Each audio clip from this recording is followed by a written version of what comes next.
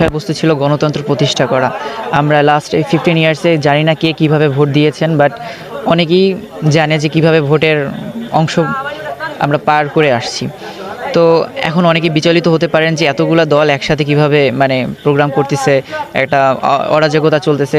আসলে নয়, আমাদের এটা বুঝতে হবে যে গণতন্ত্র, এখানে সকল দল মত নির্বিশেষে তাদের তাদের আয়োজন করবে এবং এভাবেই আমাদের গণতন্ত্র প্রতিষ্ঠা হবে। এখন বর্তমানে বিষয় হচ্ছে কিছু থার্ড ক্লাস ব্যক্তিরা যারা আছে তারা আমাদের এই সব আন্দোলনের যে আমরা যে সাফল্য পেয়েছি সেটার সুযোগ নিয়ে কিছু অরাজকতা সৃষ্টি করার চেষ্টা করছে।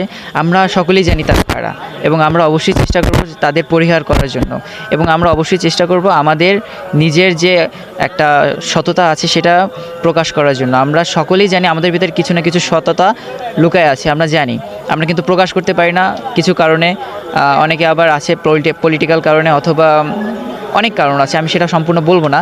বাট আমি চাইবো আজকে থেকে প্রতি সপ্তাহে একটা করে আমরা ন্যায়ের কাজ করা শুরু করি। তাহলেই দেখবেন যে বেশি না, 1 মাসে আমরা 4টা সপ্তাহ পাই, 1 মাসের ভিতরে আমরা 4টা ন্যায় কাজ করা শুরু করলে, সকলে যদি এইভাবে আমরা অংশগ্রহণ করি, তাহলে দেখবেন যে আস্তে আস্তে আমাদের সভ্যতা, আমাদের দেশের যে কালচার, সেটা খুব সুন্দরভাবে আমরা অন্য দেশের কাছে আমাদের পরিচয় তুলে ধরতে পারবো। আমার মেসেজ একটাই থাকবে, এখন আমাদের যে ক্রান্তিকাল চলছে, এই ক্রান্তিকালটা থাকবে না সবসময়।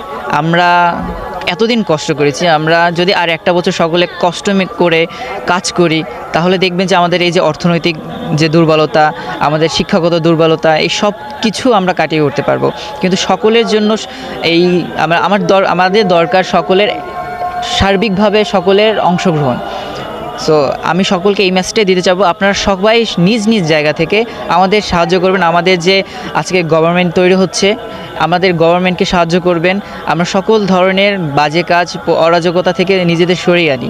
এই অরাজকতা আমাদের ভালো কিছু দিবে না, এটা সবাইকে বুঝতে হবে, উপলব্ধি করতে হবে। ধন্যবাদ।